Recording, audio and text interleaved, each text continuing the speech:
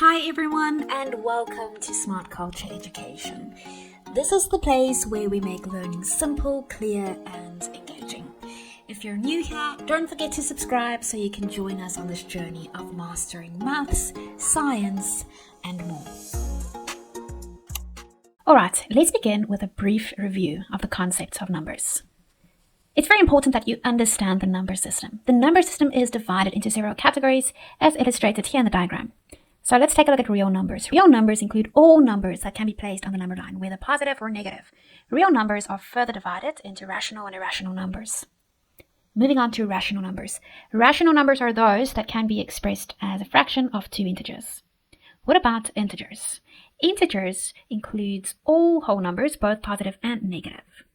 Whole numbers refers to all non-negative integers, including 0, and natural numbers refers to all positive integers, starting from 1. Irrational numbers are numbers that cannot be written as a simple fraction. So examples include the square root of 2 or pi. What about non-real numbers? These numbers involve the square root of a negative number represented with the imaginary unit. So these numbers cannot be placed on the standard number line. Thank you for watching today's video on Smart Culture Education. If you found it helpful, don't forget to hit the like button and subscribe to the channel. And if you want to stay updated, tap the notification bell so you never miss our next lesson. See you in the next video.